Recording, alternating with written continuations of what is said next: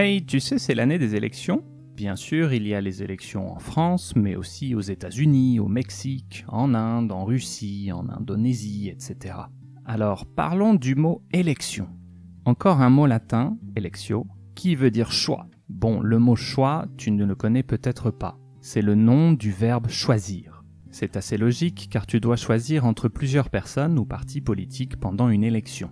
À l'origine, ce n'était pas nécessairement une élection démocratique comme en Grèce ou aujourd'hui. Au XIIe siècle, par exemple, on utilisait un mot similaire pour parler d'un petit groupe de princes qui choisissaient un roi.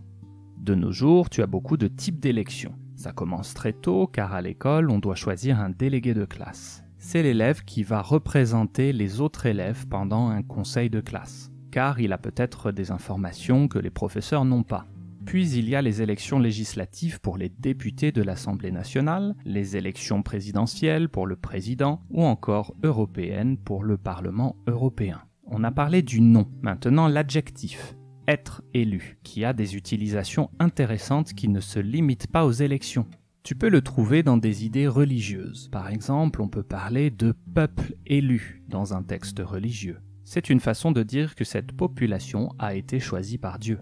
Mais il y a beaucoup d'expressions sympas qui l'utilisent, comme l'heureux élu, une personne qui a gagné quelque chose ou qui a été choisie par quelqu'un d'important.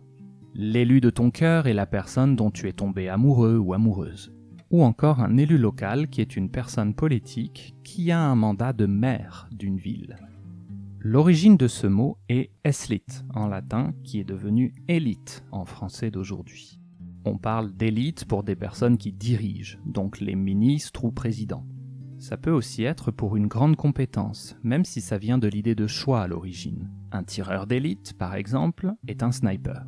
Passons à l'action ou au verbe de ce mot, élire. Il est conjugué exactement comme le verbe lire, avec simplement le « et » avant. Encore une fois, ça veut dire choisir. Ça donne des phrases comme « élire un président n'est jamais facile » ou « le peuple élit ses représentants ».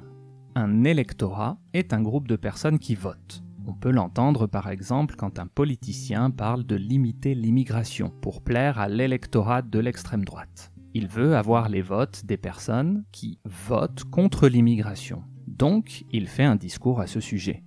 Il y a aussi l'adjectif électoral pour parler de choses et pas de personnes. Tu peux donc dire que le président est élu parce que sa campagne électorale était parfaite. Il y a d'autres mots qui leur ressemblent, comme éliminer. Élire, c'est choisir. Éliminer, c'est faire sortir ou faire disparaître. L'élection est le choix. L'élimination est la suppression de l'existence. Et un électeur est une personne qui choisit.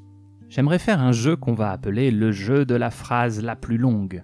En commentaire, essaie de faire une phrase très longue, mais logique avec ces mots. Voici un exemple. Les élections de 2024 sont en cours après la campagne électorale des futurs élus et les électeurs vont élire les élus de leur cœur pour devenir l'élite de la nation. Après l'élimination d'Emmanuel Macron. Oui, la dernière partie, c'était gratuit mais ça me fait rire.